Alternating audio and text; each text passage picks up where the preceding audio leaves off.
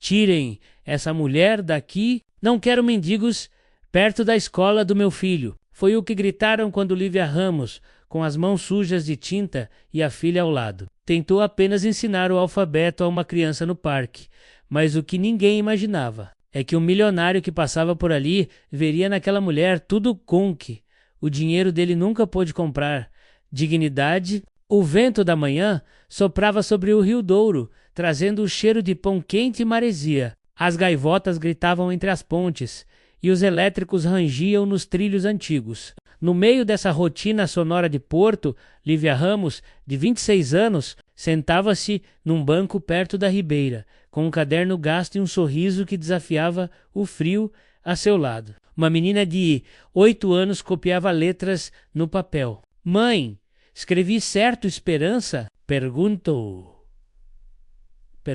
Sim, Sofia, respondeu Lívia sorrindo. Mas lembra-te, essa palavra não é só para escrever. É para viver. Lívia trabalhava à noite num pequeno restaurante de rua, limpando mesas e recolhendo pratos. Durante o dia, dava aulas gratuitas às crianças do bairro, um hábito que mantinha mesmo depois de ter perdido o apartamento e passado a viver num abrigo comunitário. Por que ainda ensinas se nem te pagam? Perguntava-lhe a colega de dormitório. Porque alguém precisa continuar a acreditar que o conhecimento é o que nos mantém humanos. A vida de Lívia era feita de improvisos. O pão que sobrava no restaurante, o casaco que alguém deixara no banco da igreja, os livros doados pela biblioteca pública. Mas dentro dela havia algo que nenhuma pobreza podia roubar, menos a serenidade de quem conhece o valor da bondade naquela manhã. O destino apraxia-se. Um homem alto de terno escuro e olhar distante parou a poucos metros. Observou as duas por um momento, intrigado. Ele tinha o tipo de postura que faz o mundo abrir caminho, elegante, contido, frio. Chamava-se Tomás Valente, empresário do setor imobiliário, dono de metade dos prédios que cercavam o rio. Mas naquela manhã, o que o fez parar não foram os números, foi o som da voz de Lívia. Ela lia em voz alta um trecho de Os Lusíadas, com a entonação de uma professora. As crianças que estavam por perto, 4 ou 5 delas, escutavam encantadas, como se o mundo inteiro coubesse naquele banco de pedra, e o infante navegou para onde o sol se deita. Tomás aproximou-se. Desculpe, disse ele, com voz grave. Essas crianças são suas alunas? Lívia levantou-se, sem perder a calma. São, ou melhor, são curiosas do mundo. E ensina-lhes. Aqui, na rua? Sim. Aqui o vento sopra de graça e ninguém precisa pagar pela luz. Ele esboçou um sorriso contido. Mas por que não está a trabalhar numa escola? Parece saber o que faz. Lívia abaixou os olhos. Tentei, enviei currículos, fiz entrevistas, mas ninguém contrata uma mulher que dorme num abrigo e chega ao trabalho cheirando a sopa servida em fila. Tomás ficou em silêncio. Aquela sinceridade cortava mais fundo do que ele esperava. Não quero caridade, senhor. Só quero continuar a ensinar, mesmo que seja na rua. Antes que ele respondesse, um guarda municipal aproximou-se. Menina, já te disse, não podes ficar aqui. As pessoas reclamam do barulho. Lívia suspirou, fechando o caderno. Vamos, Sofia. Tomás deu um passo à frente. Espere, ela não está a incomodar ninguém. Desculpe, senhor. Ordens do conselho. Não é lugar para aulas. O guarda foi embora e Lívia recolheu as coisas em silêncio. Obrigada, mas não vale a pena discutir. Eles têm as regras deles e tu tens a tua dignidade, murmurou Tomás. Isso é raro. Ela sorriu. Um sorriso que não pedia pena, mas reconhecia respeito. Sou pobre, senhor, mas não invisível. Naquela noite, Tomás não conseguiu tirar a cena da cabeça. Enquanto jantava sozinho na sua casa moderna, na Foz, a imagem daquela mulher simples lendo poesia entre o barulho das gaivotas misturava-se ao silêncio de sua própria vida. Ele tinha tudo o que o mundo chama de sucesso, empresas, carros, prêmios, mas nenhuma lembrança viva, desde a morte da esposa, 2 anos antes. Vivia cercado de luxo e vazio, e agora, por alguma razão inexplicável, a voz daquela mulher na ribeira ecoava dentro dele. No dia seguinte, mandou o motorista estacionar discretamente perto do mesmo banco. Lívia estava lá, novamente, desta vez com mais crianças. Usava o mesmo casaco velho, mas o sorriso era novo. Tomás observou de longe, até que um pequeno episódio o fez agir. Um rapaz tropeçou e derramou água sobre o caderno dela. As páginas se rasgaram e Lívia apenas suspirou, recolhendo os restos. Tudo bem, disse ela às crianças. As palavras não morrem no papel, elas vivem na cabeça. Tomás deu um passo à frente. Permita-me ajudá-la. Não é necessário, senhor. Mesmo assim, quero... Ele tirou um cartão do bolso e o estendeu. Vai este endereço amanhã. Por favor, diga que foi indicada por mim. Lívia olhou desconfiada. E o que é lá? Uma escola ou algo que pode se tornar uma...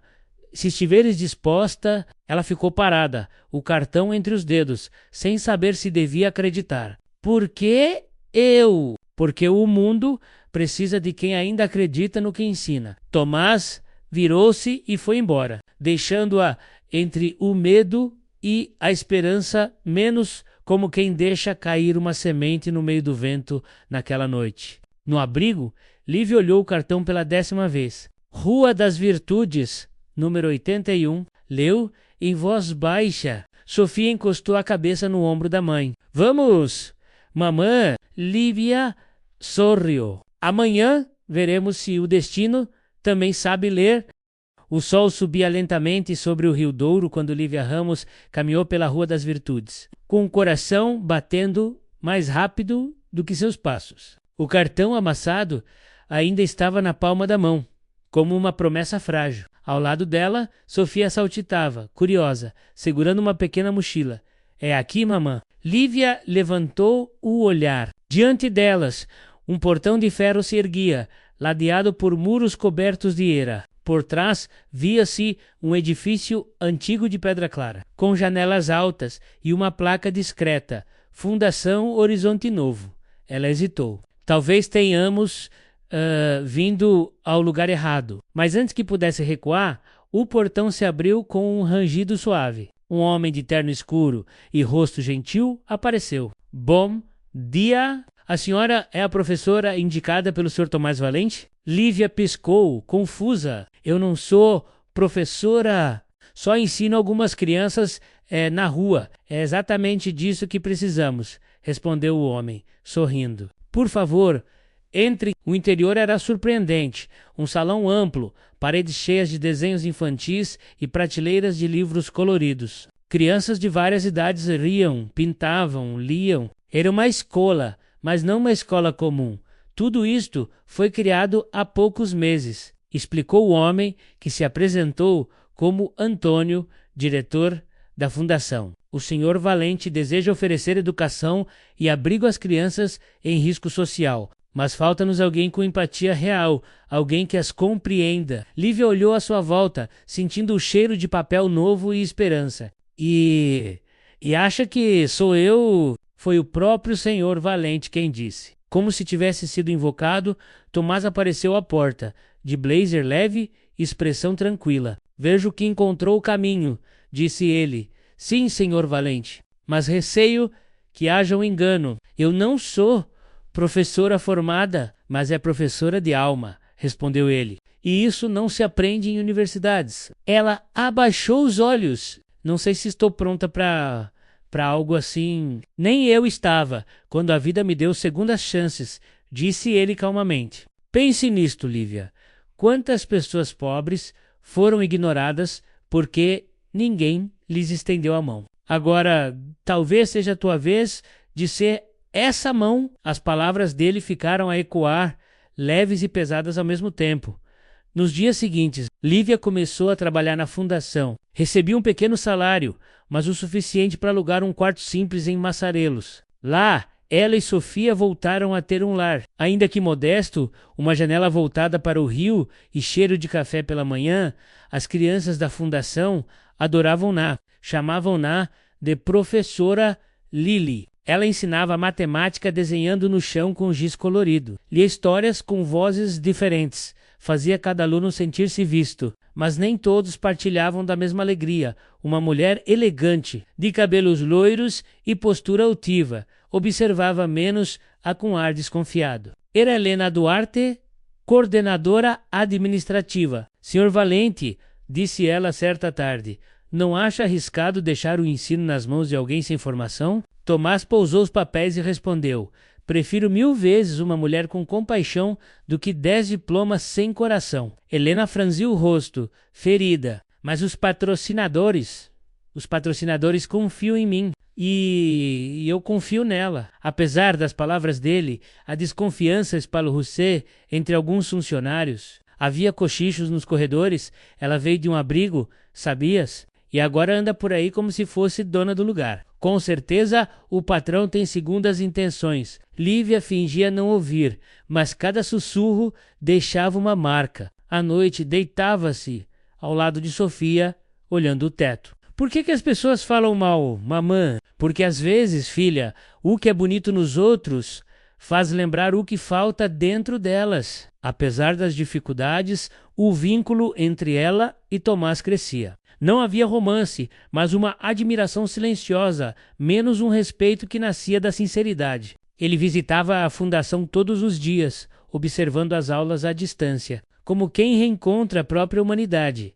Uma tarde chuvosa, enquanto as crianças dormiam após o lanche, ele encontrou Lívia limpando as mesas. Podia deixar isso para os assistentes, disse ele. Posso, mas não consigo. Cresci a aprender que o trabalho das mãos também é oração. Tomás ficou um instante em silêncio, observando-a. Sabes, desde que a conheci, tenho pensado muito sobre o que realmente significa ajudar. E o que descobriu? Que ajudar não é dar, é permitir-se sentir. Um trovão ecoou ao longe, o cheiro de chuva encheu a sala. E, naquele instante, Tomás percebeu algo. A presença de Lívia não apenas mudava o ambiente, mudava-o a ele. Mas nem todos viam com os mesmos olhos. Dias depois, Helena entrou no escritório dele com uma expressão sombria. Recebemos uma carta anônima. Diz que a senhora Lívia Ramos mentiu sobre o passado, que foi expulsa de um abrigo por furto. Tomás empalideceu. Isso é absurdo, talvez, mas precisamos verificar. Se for verdade, compromete toda a reputação da fundação. Ele fechou os olhos, respirando fundo. Verifique, então, mas trate-a com dignidade. Até os inocentes já foram julgados antes de tempo. Helena saiu com um sorriso discreto, o tipo de sorriso de quem prefere destruir a compreender. No dia seguinte, Lívia foi chamada à sala de reuniões. Senhora Ramos, começou Helena, a uma denúncia sobre o seu comportamento passado. Lívia ficou imóvel. Uma denúncia? Uma denúncia? Dizem que roubou mantimentos do abrigo onde vivia. Ela engoliu seco. Isso não é verdade. Eu levei comida para as crianças de lá porque estavam com fome, mas não para mim. Helena cruzou os braços. Chamam isso de caridade ilegal. Teremos de suspender as suas atividades até apurarmos. Sofia esperava a porta, sem entender. Mamã, por que estás triste? Porque, filha, às vezes, quando o bem começa a brilhar, a sombra tenta apagá-lo. Tomás, ao saber da suspensão, ficou devastado. Ela não merece isso. E se for inocente, como acredito, esta cidade vai ter de lhe pedir perdão. Mas a verdade ainda estava enterrada em silêncio, e a tempestade só começava a firmar-se sobre o céu do porto. A chuva caía sobre o porto como se o céu quisesse lavar o mundo. As ruas brilhavam sob o reflexo das luzes do elétrico, e o rio Douro parecia uma fita prateada deslizando silenciosa. Dentro de um pequeno apartamento em Massarelos, Lívia Ramos olhava pela janela. Os olhos cansados Sofia, encolhida no sofá, folheava um livro gasto que a mãe lhe dera. Não vais para a escola hoje, mamã? Lívia sorriu com esforço. A escola não quer a mamã por enquanto. Por quê? Porque há pessoas que têm medo do que não entendem. Desde a suspensão, os dias tornaram-se longos e silenciosos. As crianças da Fundação Horizonte Novo perguntavam por professora Lili, mas ninguém lhes dizia a verdade. Alguns funcionários murmuravam que a mulher do abrigo finalmente mostrara sua verdadeira face. Outros, em segredo, lamentavam. Na manhã seguinte, Tomás Valente desceu do carro diante da fundação. O semblante dele estava sério, o passo firme. Entrou no escritório e chamou Helena Duarte. Tem provas do que foi dito sobre a senhora Ramos? Helena estendeu uma pasta. Aqui está o relatório. O abrigo confirmou que ela foi advertida por ter retirado mantimentos sem autorização. Tomás abriu o documento, leu por 1 minuto e depois ergueu os olhos. Sabe o que é curioso? Nenhum trecho diz que ela ficou com os mantimentos, apenas que os retirou. Mas isso é roubo, senhor Valente. Roubo é tomar o que é dos outros. Ela deu comida a crianças famintas. Chama isso de crime. Helena mordeu o lábio. Temos regras, senhor, e eu tenho princípios, respondeu ele. A fundação existe para mudar vidas, não para repeti-las. Tomás levantou, e caminhou até a janela. O Douro corria lá embaixo, calmo e constante. Prepare uma reunião. Quero ouvir a história dela da própria voz. Naquela tarde, o telefone de Lívia tocou. Senhora Ramos, aqui é Antônio, da Fundação. O senhor Valente pediu para que venha amanhã, às 10. Ela hesitou por um instante, o coração acelerado. Ele quer que eu volte, quer ouvi-la. Apenas isso. Naquela noite, quase não dormiu, pensou em fugir, começar de novo em outro lugar, talvez em Coimbra ou Aveiro, mas algo dentro dela menos, talvez a voz da filha, talvez a da coragem menos sussurrou. Quem nada esconde, nada deve temer. Quando chegou à fundação, no dia seguinte, a chuva tinha parado. As paredes de pedra pareciam mais claras. Helena observava de canto, fria como sempre. Enquanto Tomás a esperava na sala de reuniões, Lívia começou ele. Preciso que me conte tudo, sem medo. Ela respirou fundo. Há 3 anos eu vivia no abrigo da igreja de São Nicolau. Trabalhava na cozinha e dava aulas às crianças do bairro. Certa noite, chegou uma mãe com 2 bebés, tinham fome, febre. Fui até o depósito e peguei leite e pão. No dia seguinte, a coordenadora disse que aquilo era furto. Eu tentei explicar, mas ninguém quis ouvir. Tomás manteve os olhos nela o tempo todo, em silêncio. E por que não se defendeu? Por que, senhor Valente, quando és pobre, até dizer a verdade soa como desculpa? A sala ficou muda. O tic-tac do relógio era o único som. Por fim, Tomás falou: Helena, anote, esta mulher não é culpada, é humana. Helena, contrariada, desviou o olhar. E o que pretende fazer? Restituir o que foi injustamente tirado. Voltando-se para Lívia, ele disse: quero que volte a ensinar, mas desta vez não apenas aqui. Quero abrir uma ala nova, menos uma escola comunitária, sob sua coordenação. Ela arregalou os olhos. Eu coordenar e, com um salário digno, a única condição é que não perca o coração simples que tem. As lágrimas vieram silenciosas. Não sei se mereço tanta confiança. Não é uma questão de merecer, é de acreditar. No mesmo dia, Helena pediu demissão, alegando diferenças de valores. E, curiosamente, a fundação tornou-se mais leve sem a presença dela. Nas semanas seguintes, Lívia e Tomás começaram a trabalhar juntos na criação do novo projeto, Escola das Pontes, dedicada a crianças sem acesso à educação formal. O nome fora escolha dela, porque pontes unem o que o mundo separa, explicou.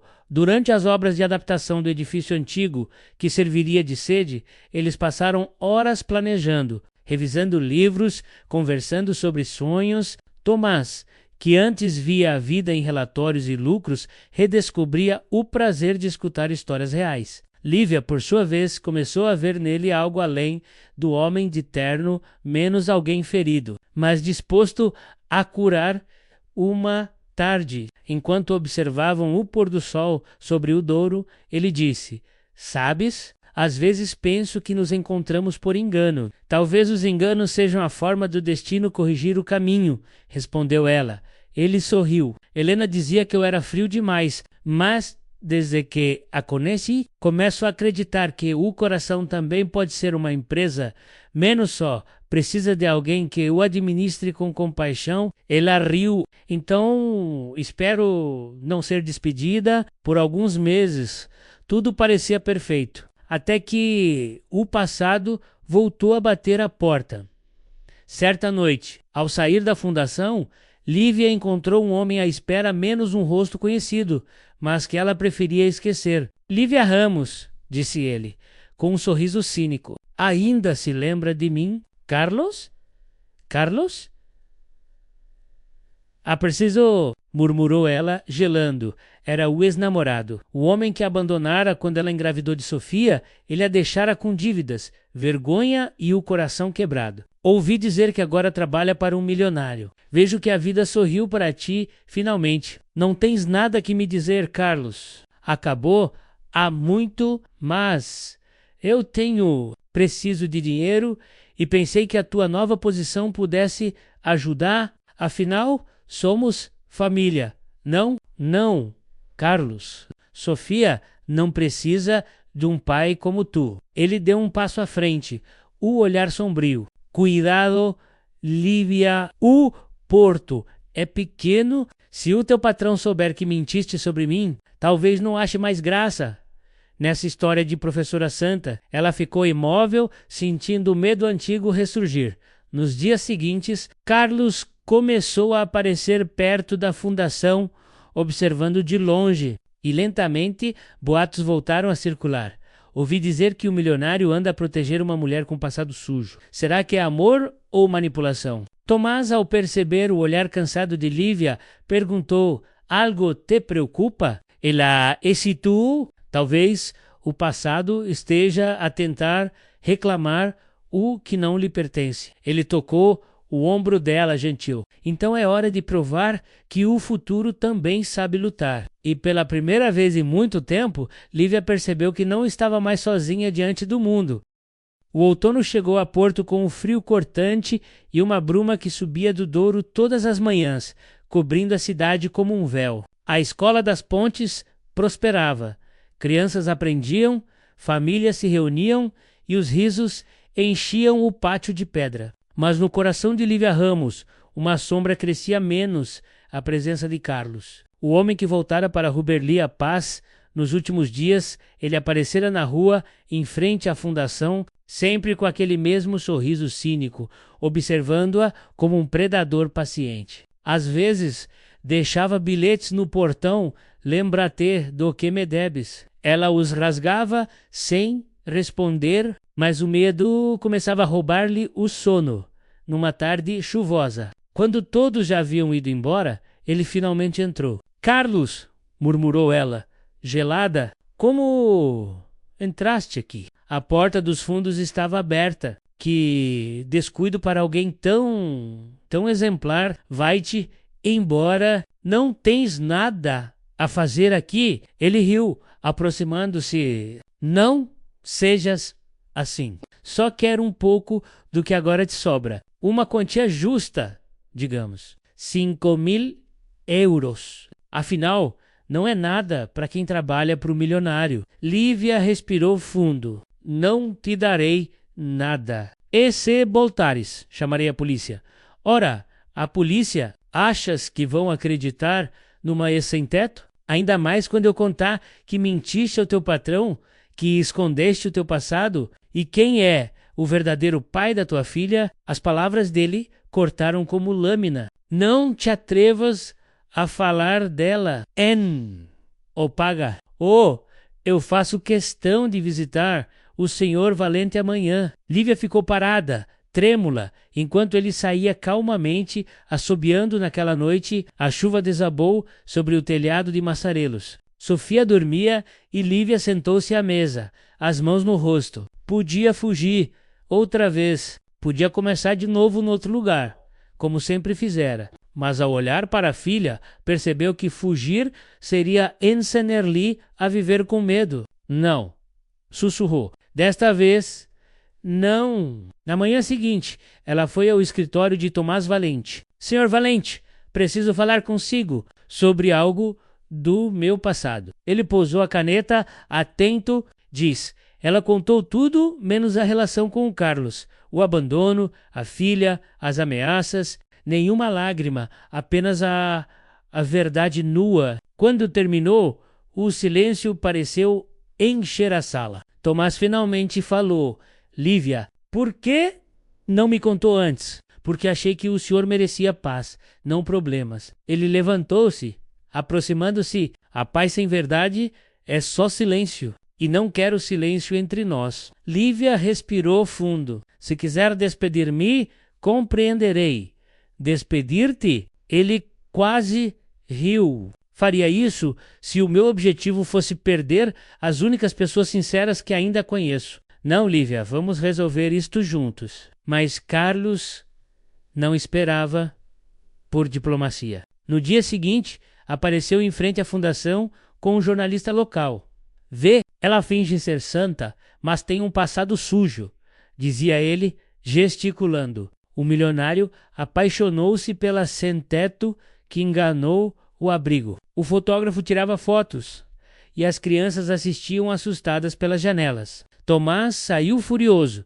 Chega, esta é uma instituição de ensino, não palco para o teu circo. Então é verdade, provocou Carlos. Defende lá com tanta paixão, deve haver algo mais aí, não é? Antes que o segurança o expulsasse, Carlos gritou, vocês vão se arrepender. Tenho provas e sei com quem falar. A notícia espalhou-se rápido. Milionário protege mulher de passado duvidoso, diziam as manchetes. Os patrocinadores começaram a questionar. Tomás, disse-lhe Antônio, o diretor, precisamos ser cautelosos. Os jornais podem destruir tudo. Se eu tiver de escolher entre a verdade e a reputação, respondeu ele, fico com a verdade. Mesmo assim, a pressão aumentava, e ao fim de uma semana, Tomás recebeu uma intimação. A fundação seria auditada.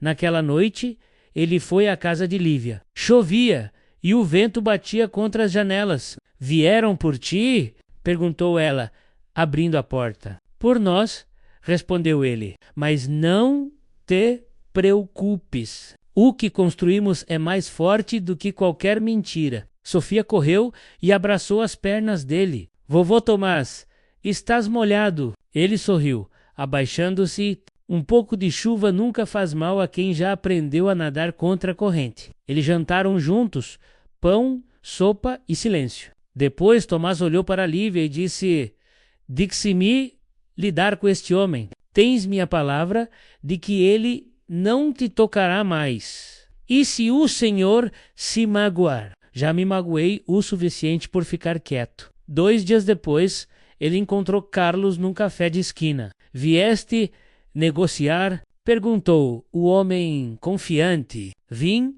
encerrar isto. Tomás colocou sobre a mesa uma pasta. Aqui está um documento, uma denúncia formal, com cópias das tuas mensagens e histórico criminal. Se voltares a ameaçá-la, a polícia terá o prazer de rever os teus erros passados. Carlos riu. Achas que podes intimidar-me? Tomás inclinou-se. Não preciso. A verdade intimida por si só. Ele levantou-se e antes de sair, completou. Há homens que medem a vida pelo dinheiro que guardam. Eu decido medir-la pelas pessoas que protejo e garanto-te, esta mulher está sob a minha proteção. Carlos não apareceu mais. Alguns dizem que partiu para o sul, outros que finalmente foi preso por dívidas antigas. Pouco importava A tempestade passara, mas a reputação da fundação ainda sofria. Tomás perdeu investidores e os jornais continuaram a especular. Vale a pena? Perguntou Antônio. Perder tudo por alguém? Tomás olhou pela janela. Quando a vida te dá a chance de ser justo e escolhes o conforto em vez disso, então perdes tudo. Mesmo sem notar, semanas depois, uma surpresa mudou o rumo dos dias. Uma carta chegou, um envelope branco, sem remetente. Dentro havia uma fotografia. Lívia e as crianças da fundação, sentadas na ribeira, sorrindo. No verso, uma frase escrita à mão. Algumas verdades não precisam de defesa menos apenas de tempo. Ninguém soube quem enviou. Mas para Tomás e Lívia foi o sinal de que o passado finalmente começava a se calar. E numa tarde fria, quando o sol voltava a dourar as águas do Douro, Tomás levou Sofia pela mão até a varanda da escola. Sabes, pequena, disse ele, a coragem é como o rio. Às vezes se agita, mas nunca deixa de seguir. Sofia sorriu. Então a mamã é como o Douro. Sim, respondeu ele, e eu apenas tive a sorte de cruzar sua ponte. A primavera chegou ao porto como um perdão. O vento, que antes trazia frio, agora cheirava a flores e maresia, e as colinas da cidade pareciam sorrir outra vez. No pátio da Escola das Pontes, crianças corriam entre vasos de alfazema e livros espalhados, enquanto o som de gargalhadas ecoava até as janelas da fundação. Lívia Ramos observava de longe, de braços cruzados, com aquele sorriso sereno que a vida ensinara a esculpir mesmo entre tempestades. Sofia, agora com 9 anos, lia em voz alta para um grupo de meninos mais novos, imitando os gestos da mãe. E então o marinheiro olhou o horizonte, disse à menina, e prometeu nunca desistir do que amava. Tomás Balenta, encostado à varanda, ouviu e sorriu. Ela fala como tu? Lívia virou-se, divertida. Não, ela fala, como quem acredita. Então é tua aluna mais fiel. E talvez tua também, respondeu ela, com um brilho nos olhos. Meses haviam se passado desde o escândalo. Os jornais que antes atacavam agora elogiavam a fundação como exemplo de coragem e transparência. O projeto de Escola das Pontes foi reconhecido pelo Ministério da Educação e começou a receber apoio de organizações não governamentais internacionais. Mas para Tomás o verdadeiro prêmio estava ali menos no som das vozes infantis e no sorriso daquela mulher que, sem querer, o ensinara a ser humano novamente. Certa tarde, ele chamou Lívia ao antigo escritório da fundação. Houve uma proposta, começou ele abrindo o envelope. Querem expandir o projeto para Braga e Aveiro, mas preciso de alguém que lidere a nova diretoria. Lívia arregalou os olhos. Tomás, eu não posso. Podes, sim, és a alma disto. Eu só construí as paredes. Ela respirou fundo. E o senhor vai continuar aqui? Talvez por um tempo, mas penso em afastar-me um pouco, deixar o trabalho com quem entende o que é educar de verdade. Quer desistir? Não quero, Quero viver. Ela ficou em silêncio por um momento, antes de dizer viver. Às vezes é o verbo mais difícil de conjugar. Ele sorriu. E, no entanto, é o único que vale a pena. Nos dias seguintes, os preparativos para a nova unidade começaram. Sofia ajudava a pintar cartazes, Antônio coordenava voluntários. E Tomás, mesmo mais reservado, visitava as salas com frequência. Cada vez que o viam entre as crianças, o semblante sério do empresário cedia lugar a um olhar de pai, mas a saúde dele já não era a mesma. Um cansaço novo começou a rondá-lo, discreto, mas constante. Tem-se sentido bem? Perguntou Lívia uma manhã. É só o coração a lembrar-me que sou mortal, respondeu ele, tentando brincar. Poucos dias depois, um desmaio no corredor fez o riso da escola calar-se. Tomás foi levado ao hospital privado da cidade. O diagnóstico: Um problema cardíaco agravado pelo estresse e pelos anos de excesso de trabalho. Quando acordou, encontrou Lívia ao lado da cama, segurando-lhe a mão. Disse que era só cansaço, murmurou ela. E era... respondeu ele, sorrindo, fraco. Mas o corpo também se cansa de guardar dores antigas. Então prometa que vai descansar de verdade desta vez. Prometo. Se prometeres continuar que começamos, prometo. Sussurrou ela e apertou-lhe a mão com força, depois de semanas de recuperação. Tomás voltou à escola menos mais fraco no corpo, mas mais leve na alma. O primeiro dia de retorno foi celebrado como uma festa. As crianças fizeram desenhos com a frase "Bem-vindo de volta, vovô Tomás". Ele riu, emocionado. "Vovô, acho que gostei do título". Naquele dia, ao pôr do sol, reuniu todos no pátio e disse: "Quando começamos isto, eu achava que estava a salvar pessoas, mas agora percebo que foram vocês que me salvaram". As palmas ecoaram e entre elas o olhar de Lívia encontrou o dele. Um olhar de gratidão mútua, de promessas silenciosas. Meses passaram e a fundação cresceu além do que qualquer um imaginara. Havia escolas em 3 cidades, bolsas para jovens e programas culturais. O nome Escola das Pontes tornara-se símbolo de inclusão. Lívia, agora diretora-geral, dava entrevistas, mas sempre dizia o mesmo: "Não fiz nada sozinha. Só continuei o sonho de alguém que acreditou quando ninguém mais acreditava". Tomás, aposentado, passava os dias lendo à beira do Douro, enquanto Sofia lhe levava desenhos. "Um dia vou construir uma ponte de verdade, vovô", dizia ela. "E eu passarei por ela com orgulho", respondia ele. Numa tarde de verão, quando o sol dourava as águas do rio, Lívia subiu até o miradouro da Serra do Pilar. O vento era forte, o som do elétrico vinha ao longe. Tomás estava lá, sentado num banco, olhando o horizonte. "Sabia que o encontraria aqui", disse ela, sorrindo. "Este é o lugar onde tudo começou", respondeu ele. "A primeira vez que te vi, estavas a ensinar Sofia bem ali, junto ao rio, e pensei, como pode alguém ter tão pouco e ainda assim oferecer tanto? E agora, que pensa? Penso que o amor, quando é puro, não precisa ser romântico. É o simples ato de acreditar no outro, mesmo quando o mundo duvida". Ela sentou-se ao lado dele. O silêncio entre eles não era vazio, era paz. Depois de um tempo ele acrescentou, com voz serena: "Sabes, Lívia, sempre tive medo de morrer sozinho. Mas agora, se a morte vier, que venha sob o som do riso das crianças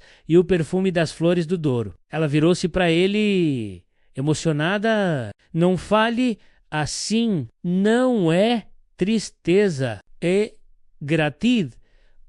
Ele pegou-lhe a mão. "Promete que vais continuar a construir pontes?" "Prometo", respondeu ela, as lágrimas escorrendo.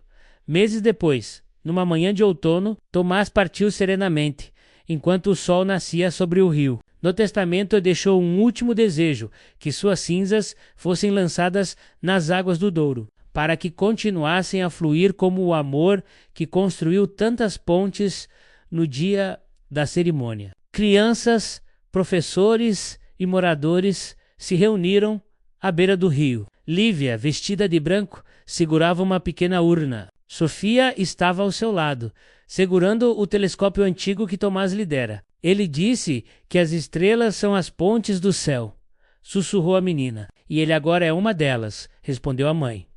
Com lágrimas e sorrisos, Lívia lançou as cinzas ao vento. O rio levou-as suavemente, misturando as correntes, como se o Douro próprio dissesse adeus. Ela fechou os olhos e murmurou: "Obrigada, Tomás. Construíste mais do que escolas. Construíste fé". Quando abriu os olhos, Sofia apontava para o horizonte. "Olá, mam. Mam. Parece que o sol nasce só para nós". "Oh, filha", sorriu Lívia, "nasce para todos que ainda acreditam". E, sob o brilho dourado da manhã, o porto respirava esperança menos, como se cada pedra, cada ponte, Cada riso de criança repetisse silenciosamente a mesma lição. A verdadeira riqueza é deixar o mundo mais humano do que o encontramos.